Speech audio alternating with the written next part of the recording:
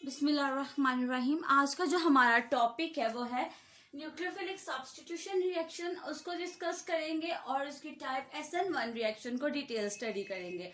Nucleophilic substitution का reaction का दूसरा नेम न्यूक्लियोफिलिक रिप्लेसमेंट रिएक्शन होता है। ऐसा रिएक्शन जिसमें एक न्यूक्लियोफाइल दूसरे न्यूक्लियोफाइल को रिप्लेस करे जो ऑलरेडी कंपाउंड में प्रेजेंट हो, उसको हम न्यूक्लियोफिलिक सब्स्टिट्यूशन या फिर न्यूक्लियोफिलिक रिप्लेसमेंट रिएक्शन का नेम देते हैं। अब यहाँ पर वर्ड न्यूक्लियोफाइल का क्या मीनिंग है? न्यूक्लियोफाइल का मतलब है न्यूक्लियस लविंग स्पीशी। या तो ये न्यूट्रल होगी या नेगेटिव चार्ज स्पीशी होगी। न्यूट्रल के केस में मैंने वाटर की एग्जांपल लिया है। इस केस में unshared electron pairs oxygen atom के ऊपर प्रेजेंट है, और साइनाइड के केस में जो नेगेटिव चार्ज है वो कार्बन एटम के ऊपर प्रेजेंट है। तो ये दोनों एग्जांपल्स हैं न्यूक्लियोफाइल की। रिएक्शन से समझते हैं।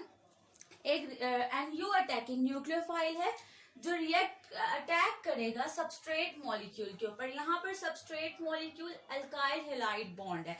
अल्काइल हैलाइड बॉन्ड जो है वो एक पोलर बॉन्ड है।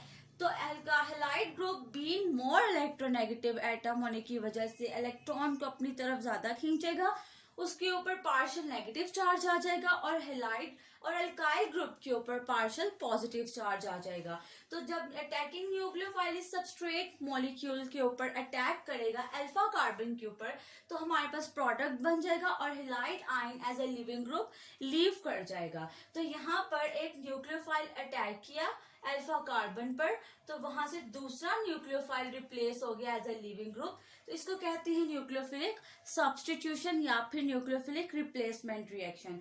न्यूक्लियोफिलिक सब्स्टिट्यूशन या न्यूक्लियोफिलिक रिप्लेसमेंट रिएक्शन की टू टाइप्स होती हैं, SN1 एंड SN2 रिएक्शन। आज हम डिटेल स्टडी में SN1 रिएक्शन को देखेंगे। SN1 रिएक्शंस को हम लोग यूनिमोलिक्यूलर न्यूक्लियोफिलिक सब्स्टिट्यूशन रिएक्शन का नेम भी देते हैं। क्यों देते हैं ये आगे जाके देखते हैं। इसकी डेफिनेशन है nucleophilic substitution reactions which complete in two different steps are known as SN1 reaction. ऐसे न्यूक्लियोफिलिक सब्स्टिट्यूशन रिएक्शन जो दो डिफरेंट स्टेप्स में कंप्लीट हो उन्हें SN1 रिएक्शंस का नेम देते हैं। और इससे इसकी कैरेक्टरिस्टिक्स देखते हैं। नंबर 1 है it completes in two different step. ये दो डिफरेंट स्टेप्स में कंप्लीट होती है। नंबर 1 स्टेप स्लो होता है, रिवर्सिबल होता है। सेकंड स्टेप में न्यूक्लियोफाइल का अटैक होता है और रेसिमिक मिक्सचर फॉर्म होता है। फर्स्ट स्टेप देखते हैं। फर्स्ट स्टेप में क्या हुआ, अल्काइल हैलाइड है, टर्शियरी अल्काइल हैलाइड लिया, उसके पोलर सॉल्वेंट के प्रेजेंस में क्या होगी, आयोनाइजेशन होगी, हैलाइड ग्रुप लीव कर जाएगा और कार्बोकेटाइन फॉर्मेशन हो जाएगी। डबल एरो यहाँ पर ये इंडिकेट कर रहा है कि ये रिएक्शन रिवर्सिबल रिएक्शन है। फर्स्ट स्टेप में हमारे पास कार्बोकेटाइन की फॉर्मेशन हुई है। सेकेंड स्टेप में ये होगा कि न्यूक्लियोफाइल इस कार्बोकेटाइन के ऊपर अटैक करेगा कार्बन के ऊपर। तो न्यूक्लियोफाइल के अटैक करने की पॉसिबिलिटी दोनों साइड से, it can attack from either side. या तो वो सेम साइड से अटैक करेगा या फिर ऑपोजिट साइड से अटैक करेगा। अगर द न्यूक्लियोफाइल सेम साइड से अटैक करता है तो 50% रिटेंशन हो जाएगी, और अगर न्यूक्लियोफाइल ऑपोजिट साइड से अटैक करेगा तो 50% इन्वर्जन हो जाएगी। ये जो 50% रिटेंशन ऑफ कॉन्फिगरेशन हुई है और 50% इन्वर्जन ऑफ कॉन्फिगरेशन हुई है, इस बेस पे हम कह रहे हैं जो प्रोडक्ट है वो हमारे पास रेसिमिक मिक्सचर बना है। The product form is racemic mixture which is optically inactive. Optically inactive का क्या मतलब है? Optically inactive का मतलब ये है कि दोनों की अमाउंट तो इक्वल बन रही है प्रोडक्ट में। रेसिमिक मिक्सचर की 50% रिटेंशन हो रही है और 50% इन्वर्जन हो रही है। जब प्लेन पोलराइज लाइट को पास करेंगे तो वो स्ट्रेट पास कर जाएगी। क्यों? डायरेक्शन ऑपोजिट है, तो दोनों का इफेक्ट कैंसिल हो जाएगा। इसलिए हम कह सकते हैं जो हमारे पास रेसिमिक मिक्सचर बना है वो ऑप्टिकली इनएक्टिव होगा। नेक्स्ट पॉइंट है tertiary alkyl halide show SN1 reaction. Tertiary alkyl halide क्यों SN1 रिएक्शंस शो करते हैं? क्योंकि फर्स्ट स्टेप में टर्शियरी अल्काइल हैलाइड का जो हमारे पास कार्बोकेटाइन बना है वो स्टेबल होते हैं। इस वजह से tertiary alkyl halide SN1 reaction को प्रेफर करते हैं। नेक्स्ट देखते हैं the first step is rate determining step.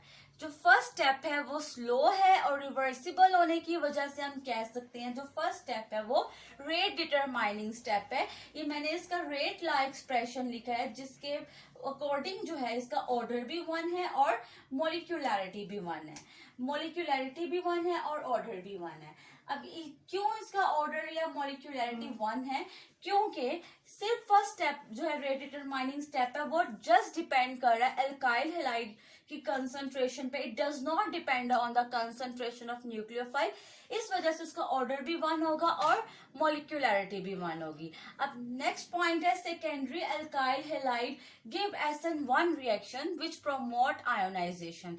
Secondary alkyl halide भी SN1 रिएक्शंस देते हैं क्योंकि ये पोलर सॉल्वेंट की प्रेजेंस में आयोनाइजेशन को प्रोमोट करते हैं। अब मेरा क्वेश्चन फर्स्ट ये था पहले कि हम SN1 रिएक्शन को क्यों unimolecular substitution nucleophilic substitution reaction कह रहे हैं?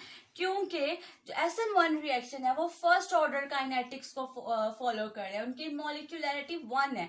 इस वजह से हम SN1 रिएक्शंस को यूनिमोलिकुलर nucleophilic substitution reactions बोलते हैं। This is all about the topic of nucleophilic substitution reactions and its type SN1 reaction. Thank you.